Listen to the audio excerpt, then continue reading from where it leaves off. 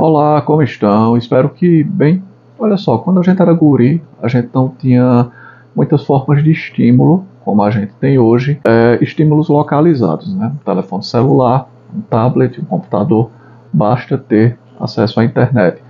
Então a gente se ocupava brincando, a gente via muitos filmes na sessão da tarde, na tela quente, assistíamos a desenhos animados e líamos gibis. E também isso nos proporcionava uma coisa interessante, essa ausência de estímulo eletrônico.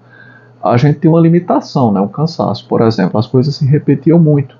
Então muitos desenhos animados eram repetidos. Eu gosto de citar sempre o exemplo do Cavalo de Fogo, que era repetido à exaustão e eram apenas 13 episódios. O desenho A Nossa Turma, que, salvo engano, foram apenas 12 episódios, e em cada episódio tinha 2 histórias.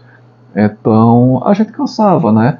E os filmes da sessão da tarde, eles eram repetidos à exaustão. Por exemplo, eu acho que cada filme do John Hughes, Gatinhas e Gatões, Clube dos Cinco, Curtindo a Vida Adoidado e por aí vai, eles tiveram ali exibições, eram exibidos várias vezes durante o ano. E a gente também tem uma limitação até de gibi. A gente ficava trocando os formatinhos. Não havia muita essa coisa de colecionismo, né? A gente comprava os gibis e trocávamos com outros colegas. Às vezes a gente juntava e trocava em um sebo por uma unidade. 3 por 1, 4 por 1. Dependia da vontade do dono do sebo. Até porque, obviamente, ele tinha que lucrar. Para jogar videogame era muito complicado. Pouca gente tinha console.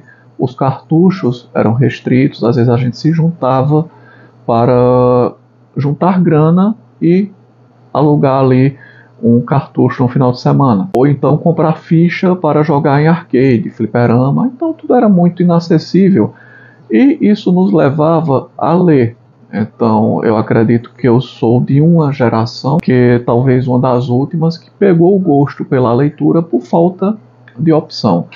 Tinha umas coisas bacanas na escola, que eram os livros paradidáticos. A gente recebia muito livro paradidático. O título que eu gostei muito, em especial, foi a série Para Gostar de Ler.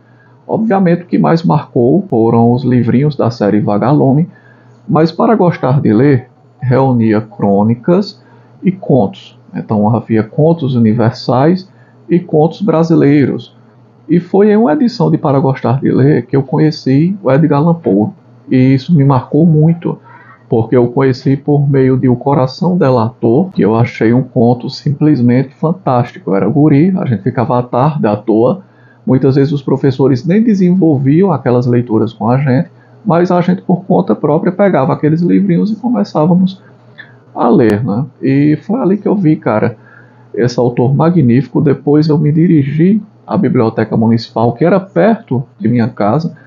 Se chamava, não sei se chama ainda, Biblioteca José Condé, na cidade onde eu cresci. E ali havia uma coleção com 3 livros, se não me engano eram 3, em capa dura, eram edições enormes, fugia de um padrão até convencional dos livros para a época. Essa coleção reunindo, eu acredito que é a obra completa do Edgar Allan Poe. Eu só não me interessei pela poesia, porque na época eu não me interessava por poesia. Depois é que eu fui me interessando um pouco. Ou seja, é um autor pelo qual eu tenho muito carinho, muita afeição mesmo. Eu não tenho muita coisa dele aqui em casa. Eu tinha livros, aliás, antologias de contos, e eu dei de presente essas antologias que eu tinha. O que eu li foi, como falei, em biblioteca. Depois, no meio eletrônico, foi onde eu consegui ler bastante do Edgar Allan Poe. E tenho esses 2 volumes aqui, que eu acredito que vocês já estão calejados, né, de conhecer, que são volumes da Dark Side Books. Vou mostrar aqui direitinho.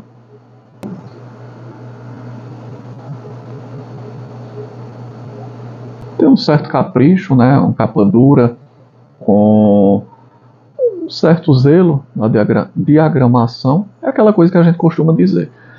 A Dark Side Books, ela não nos dá nada de extraordinário, porque dentro do mercado editorial nacional tão horrível que nós possuímos, acaba sendo algo de um padrão elevado, o que esta editora aqui faz.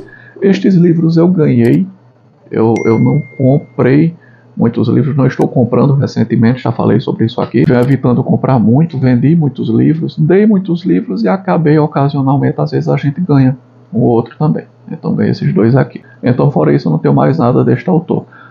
Mas em resumo, aqui foi apenas para falar de minha paixão por este autor formidável do mistério e citar aqui um filme que me chamou um pouco de atenção. Eu gostei do filme, eu estava à toa procurando o que assistir, então eu estava em um serviço desse de stream, se não me engano foi no Prime, estava lá no Prime procurando alguma coisa para assistir. Eu gosto de horror, terror, gore e fico vendo às vezes o que é que se tem por aí, né? Então me surpreendi positivamente com um filme de 2022 que se chama Raven's Hollow. Ali o Edgar Allan Poe, ele é um cadete da West Point, Virgínia, e ele se depara com eventos sobrenaturais. É interessante que o autor ele já foi utilizado em vários filmes por aí, como recentemente a gente viu até um certo sucesso com o Pálido Olho Azul. Eu acho que até o Pálido Olho Azul é uma referência ao Coração Delator, né? Aquela coisa do olho azul, e utilizaram para o título do filme, que é baseado em um romance homônimo, e teve um certo sucesso, porque veio no serviço de stream, com certo estardalhaço, e o Christian Bale está no elenco. Mas eu achei um filme mediano. A gente também teve outro filmezinho mediano, que foi com o John Cusack, se chama O Corvo, acho que é lá de 2006, 2007, onde o autor está envolvido na investigação de crimes que simulam crimes que ele escreveu em suas obras. Eu acho aquele filme O Corvo bem legalzinho por essa pegada investigativa de um serial killer, imitando ali os passos do Edgar Allan Poe enquanto escritor. E esse Raven's Hollow, ele é interessante porque o Edgar Allan Poe ele nunca tinha essa coisa do sobrenatural em si. A gente percebe que o horror e o terror sempre estiveram com o humano, né? Eu gosto de dizer o humano demasiadamente humano. Você não tinha uma entidade sobrenatural ali guiando os horrores da humanidade. A humanidade, a princípio, não precisa de entidades sobrenaturais para guiá-la em seus horrores. E nesse filme, o demônio, aqui entre nós ficou como o demônio de Raven's Hollow.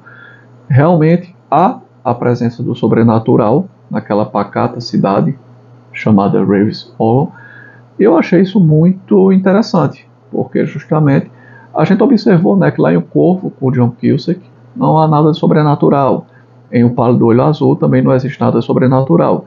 E nesse filme deram realmente uma pegada sobrenatural, utilizando o escritor como protagonista. E isso me fascinou um pouco, porque é um filme simples, simplório, descompromissado, não tem grandes intenções, não foi nem muito bem divulgado e me entreteu. Enquanto fã de Edgar Allan Poe, eu achei divertido assistir esse filme. Então achei interessante indicá-lo aqui no canal para quem se interessa um pouco pelo gênero de horror-terror, embora exista diferença entre o próprio horror e o terror, mas às vezes acabam se misturando. Falar da minha paixão por esse autor formidável, como eu conheci na infância a ler por meio da coleção Para Gostar de Ler. Nem sei se existe ainda essa coleção de livros para crianças, né, atualmente.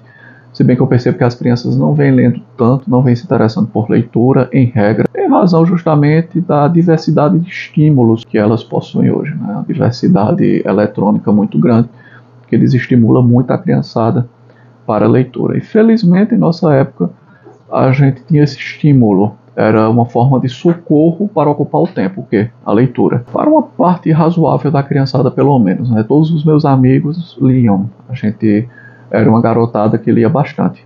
Gibis, livros. Depois, com o tempo, passamos a encarar romances um pouco maiores do que os romances da série Vagalume, que eram quase novelas. E hoje em dia isso se perdeu um pouco. Enfim, é apenas uma sugestão de filme. Raven's Hollow, porque tem sobrenatural ali no filme, tem coisa de supernatural, e é interessante misturar isso com o Edgar Allan Poe e mostra ali no finalzinho como aqueles eventos mexeram tanto com ele, né, colocaram ali, que ele conclui o filme já maduro. Ele vai iniciar a escrita do poema O Corvo e se mostra o seu vício, o início do vício do autor, ou melhor, o vício já bem evoluído ali em morfina. Ele era viciado em opiáceos, né? Era uma coisa muito comum realmente naquela época. Enfim, vou ficando por aqui. Breve dica de cinema. Grande abraço e até a próxima.